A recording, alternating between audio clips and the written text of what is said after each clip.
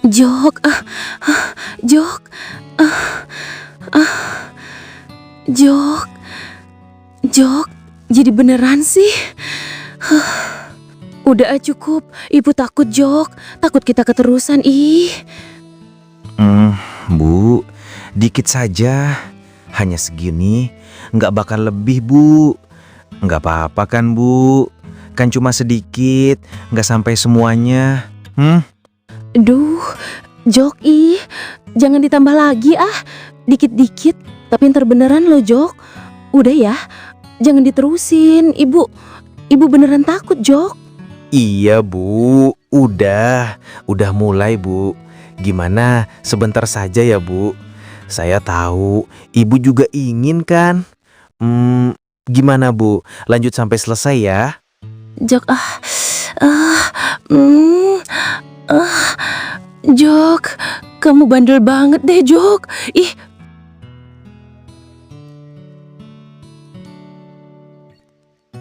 Mia masih terbaring. Keringat tipis masih di pelipis. Nafas sudah kembali, tapi sisa kehangatan barusan masih membekas. Pandangannya sempat melihat punggung Joko yang melangkah keluar dan menutup pintu kamar. Lalu langkah itu menjauh. Ucapan terakhir Joko masih terngiang seperti menggantung memenuhi ruang. "Maafkan saya, Bu. Saya salah. Saya benar-benar khilaf." Mia menarik nafas panjang. Ia duduk sambil membenahi gaun tidur yang sedikit kusut. Bibirnya mengulas senyum, getir tapi lega. Matanya sedikit mendung melihat bayang wajahnya di cermin meja rias. Benaknya masih memikirkan apa yang baru terjadi. Harusnya aku nggak sampai membiarkan. Harusnya aku bisa menghindar. Tapi kenapa sampai seperti itu? Batinnya. Ia mengelus dada, sadar bahwa sejak pintu kamar itu tertutup, rumah ini takkan sama lagi. Ada cerita baru yang mulai terukir. Rahmia Hapsari, wanita berusia 46 tahun. Ibu satu anak yang selama ini setia merawat Pak Burhan, suaminya yang lama lumpuh. Ratih, putrinya sematawayang, sudah dewasa dan menikah. Namun, di tahun ketiga pernikahan, Ratih memutuskan kerja. Bukan kerja biasa. Ratih memilih mengadu nasib menjadi TKI di negeri Kamboja karena tergiur rayuan pendapatan dan gaji besar. Ratih meninggalkan Joko, suaminya. Katanya, mumpung mereka belum punya momongan dan agar bisa merubah nasib. Joko, pemuda lugu berusia 24 tahun. Atas keputusan istrinya, ia tak banyak bicara, hanya menuruti semua keinginan Ratih. Sebagai ibu, Mia, demikian Rahmia biasa disapa, sudah berkali-kali menasehati Ratih putrinya agar tidak bekerja di luar negeri. Di kampung pun pekerjaan selalu ada, asalkan mau berusaha. Lagi pula, di mata Mia, Joko suami Ratih, lelaki bertanggung jawab. Kalau hanya sekadar menafkahi Ratih dan memenuhi kebutuhan rumah tangga, Joko bisa dibilang cukup mampu selama ini. Tapi Ratih sudah terlanjur termakan janji manis temannya yang sudah lebih dulu bekerja di Kamboja. Gaji besar menggoda. Ratih berangkat, meninggalkan Joko dan juga kedua orang tuanya. Dan dari sinilah kisah ini dimulai. Manis dan mendebarkan. Sejak Ratih pergi, kehidupan Joko masih berjalan seperti biasa. Kerja sebagai teknisi bengkel dan pulang sore atau malam. Sesekali ia masih datang ke rumah Pak Burhan dan Bu Mia, mertuanya. Sekedar menengok sambil bertanya kabar. Istri boleh jauh di sana, tapi silaturahmi sama mertua kan gak boleh putus, hanya karena istri merantau. Begitu pikirnya. Kadang Mia yang menghubungi Joko meminta menantunya datang kalau sedang banyak masakan atau lagi butuh bantuan. Setiap kali Pak Burhan harus kontrol ke rumah sakit, Joko yang diandalkan untuk mengantar menggunakan mobil kantor. Tak jarang pula Mia yang datang ke rumah kontrakan Joko bila ingin mengantarkan jajan atau masakan yang dibuatkan. Mia mencoba menjadi ibu mertua yang baik, apalagi Rati anaknya meninggalkan Joko untuk bekerja jauh di luar negeri.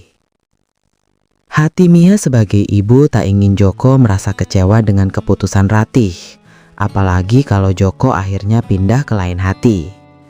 Sementara Joko juga ingin menjadi suami yang setia pada Ratih, juga menjadi menantu yang baik dan perhatian pada mertuanya. Tak ada yang menduga kalau pada akhirnya kedekatan di antara mereka justru semakin jauh dan mulai melanggar batas wajarnya.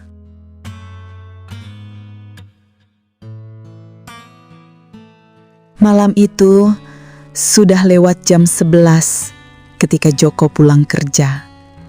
Baru sampai di rumah kontrakan ketika pesan masuk di HP-nya.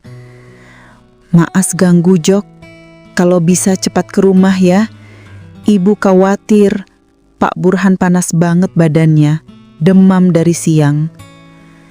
Joko segera menjawab, "Baik Bu, saya ke sana. Habis mandi dan ganti pakaian, saya akan langsung ke rumah Ibu." Dalam perjalanan ke rumah mertua, Joko mampir ke apotik yang hampir tutup. Dia membelikan obat penurun panas. Sudah sering Pak Burhan kambuh belakangan ini. Biasanya demamnya reda jika sudah dikompres dan minum obat.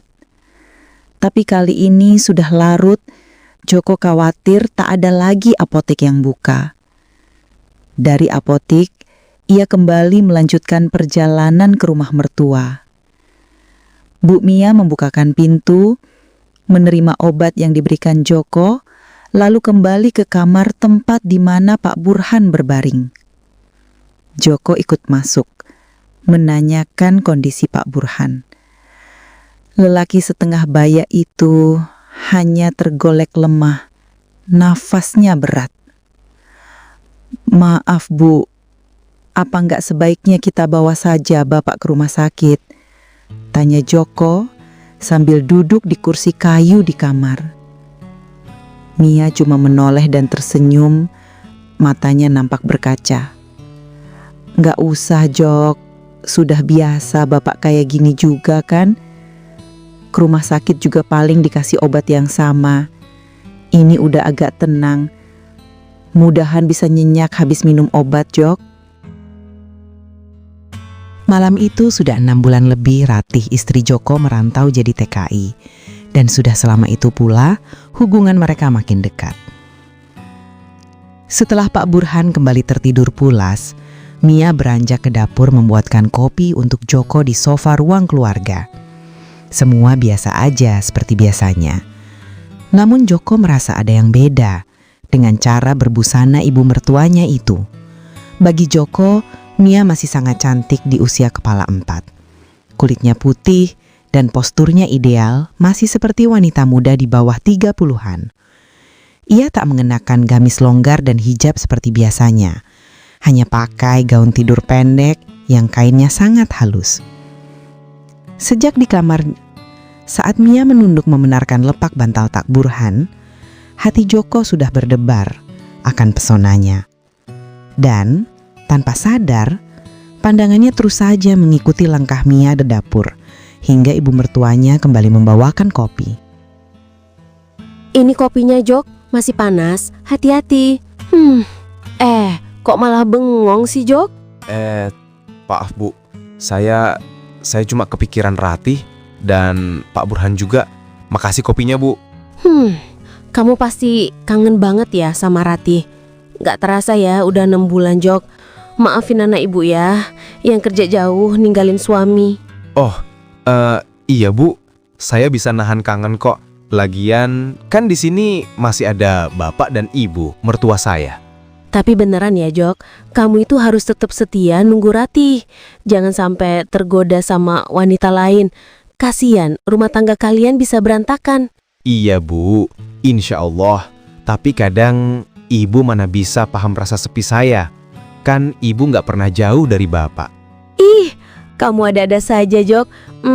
Kalau soal sepi, ibu sudah hafal. Walau bapak dekat, tapi sudah lama terasa jauh, Jok. Gak tergapai, gak tersentuh. Duh, jadi malu deh. Ibu malah curhat ke kamu, Ajok. Semua memang berawal dari obrolan biasa. Wajarnya perhatian mertua pada menantu. Namun, sejak malam itu semuanya berubah. Ya, takdir memang sering tak terduga. Malam itu, setelah kopi dicangkir habis, mendadak hujan turun deras jam 12 malam. Mia yang khawatir kalau Joko pulang ke kontrakan dan kehujanan malam-malam, akhirnya meminta Joko nginep saja. Lagi pula saat menikah dengan Ratih dulu, menantunya itu juga pernah tinggal di rumah ini beberapa bulan sebelum ngontrak. Ibu gak enak, udah ngeropotin kamu malam-malam harus kesini. Hujannya deras, kamu nginep saja di sini ya Joko.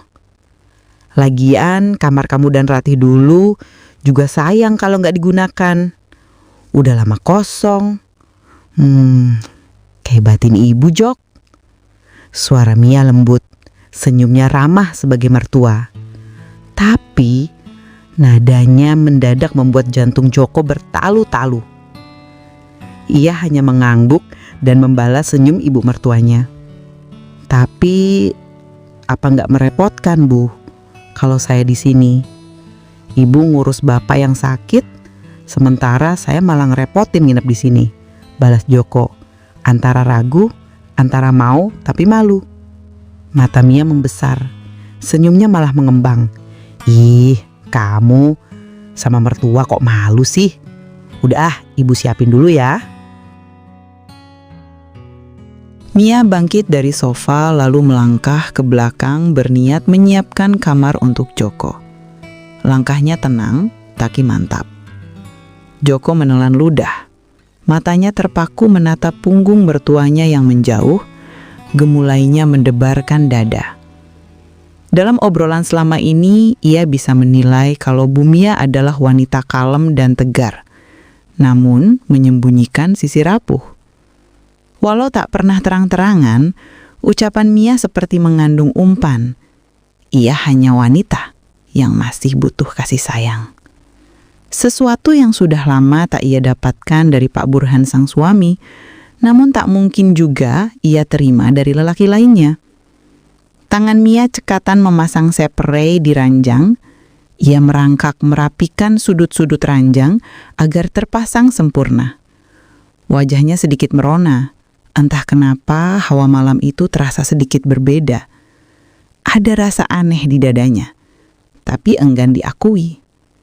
Sudah beberapa kali sejak kepergian Ratih, ia menawari Joko menginap, namun pemuda itu selalu menolak dengan alasan sungkan. Namun, kali ini semua berbeda. Joko bersedia, dan dari tatapan matanya, Mia tahu ada bahasa yang tak perlu terucap. Dan saat yang sama, Joko sudah ada di ambang pintu, memperhatikan kesibukan ibu mertuanya tanpa disadari oleh Mia.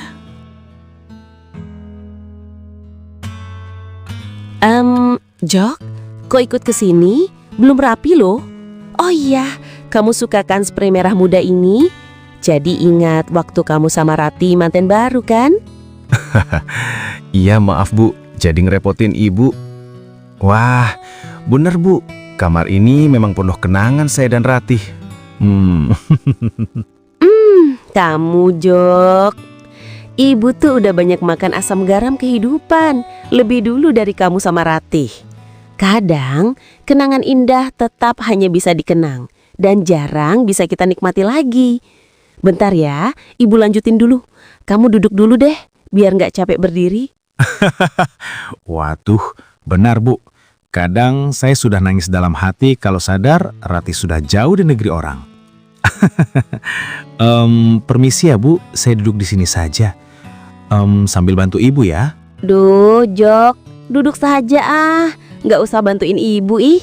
Ibu tuh udah biasa kerja sendiri. Jok, jangan ah. Malam itu, hujan semakin deras di luar. Pak Burhan nyenyak. Badannya tak panas lagi. Nafasnya tenang setelah minum obat. Mungkin dalam mimpinya, ia tersenyum bahagia bahwa di masa sakit dan tak berdaya, ada istri setia yang menemani. Di ranjang kayu, kamar tempat dia dirawat selama ini, mata pejam Pak Burhan tak terasa menetes air mata keharuan. Sementara di kamar belakang, udara terasa lebih hangat dari biasanya. Dingin malam dan suara hujan seakan hanya hiasan. 3 tahun yang lalu, kamar itu adalah satu kenangan terindah untuk Joko dan Ratih, memadu kasih di malam pernikahan. Tapi, malam itu semua kenangan bersama Ratih kembali terulang. Bukan dengan Ratih, namun wanita yang ia sapa, ibu mertua. Pikiran Joko melayang jauh, tak pernah menyangka bisa berada dalam situasi yang mendebarkan, namun sulit dilukiskan. Ia tahu dirinya sudah jauh melangkah dan jatuh dalam dosa. Mengkhianati Ratih, istrinya yang sedang merubah nasib di negeri orang. Di lain sisi, Mia hanya bisa tertegun, tak mampu menatap kenyataan, tak bisa menghindar tidak hanyut dalam perasaan. Mimpinya selama bertahun-tahun untuk merasa masih cantik dan masih diinginkan, seperti diraihnya sangat utuh malam itu. Ya, semua sudah melanggar batas. Namun tak ada yang bisa menghakimi rasa dan menepis dosa atas nama kasih sayang. Jok, Jok, kok jadi beneran sih? Udah cukup, ibu takut Jok, takut kita keterusan ih. Bu, dikit saja. Hanya segini, nggak bakal lebih Bu. Nggak apa-apa kan Bu? Kan cuma sedikit, nggak sampai semuanya. Duh, Jok, ih jangan ditambah lagi ah. Dikit-dikit, tapi ntar beneran loh Jok. Udah ya, jangan diterusin ibu. Ibu beneran takut Jok. Iya Bu, udah mulai Bu. Gimana sebentar saja ya Bu. Saya tahu ibu juga ingin kan. Gimana Bu? Lanjut sampai selesai ya. Jok ah, Jok, kamu bandel banget deh, Jok.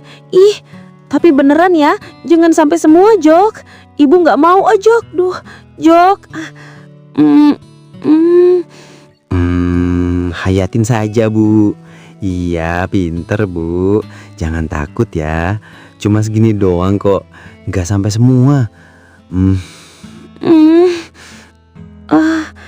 Terserah kamu deh Jok. Kamu emang bandel deh, nggak bisa dibilangin. Jok, ibu, Jok, ih kamu bandel banget ah. Pak Burhan yang demam dan hujan deras malam itu menjadi alasan untuk Joko bisa kembali menginap di rumah mertuanya. Tak ada yang janggal dan ganjil. Di mata para tetangga, Joko adalah menantu yang baik dan Mia ibu mertua yang penyayang. Tapi tentu saja sejak malam itu, sesuatu telah berubah di balik dinding rumah yang selama ini terlihat tenang, mulai ada bara. Setelah malam di mana Seperi Merah Muda jadi saksi, Joko akhirnya menuruti keinginan mertua agar dia kembali tinggal di sana. Alasannya supaya Joko nggak masak sendiri di kontrakan dan bisa membantu Mia merawat Pak Burhan, bapak mertuanya. Ratih di luar negeri juga merasa bahagia, sebab dengan begitu ibunya bisa bantu mengurus suami yang ditinggal jauh. Hingga tak terasa 5 tahun berlalu. Pak Burhan akhirnya meninggal dunia hanya beberapa hari setelah Ratih pulang TKI. Ratih pulang tak sendiri. 3 tahun bekerja di Kamboja, ia pulang membawa seorang balita, anaknya yang sudah berusia 1 tahun. Joko tahu apa yang menimpa istrinya, namun dengan lapang dada mau menerima dan menganggap anak itu anak kandungnya. Sementara Bu Mia, hatinya bahagia walau sempat sedih ditinggal mati suami tercinta. Ia lega melihat Joko dan Ratih harmonis. Rahmia Hapsari memandangi bocah kecil yang bermain sepeda di depan rumah. Dia anak Ratih, sekaligus cucu pertamanya. Air matanya menetes menghiasi senyum samar di wajahnya. Mengucap istighfar, menarik nafas, lalu mengucap alhamdulillah. Sebagai ibu di usia 46 tahun, ia bahagia melihat Ratih dan Joko kembali akur. Dan juga sudah hadir Cika, cucu tercintanya. Semua kenangan manis dan pengalaman penuh dosa sekaligus dipendamnya dalam diam. Biar semua hanya jadi kenangan saja. Dan dari kisah ini kita bisa belajar bahwa ada kenangan yang indah sekaligus penuh dosa. Ia tak bisa dihapus, hanya bisa disimpan dalam diam. Bukan untuk diulang, tapi untuk jadi pengingat bahwa manusia pernah jatuh, lalu belajar bangkit dan menjadi lebih bijak.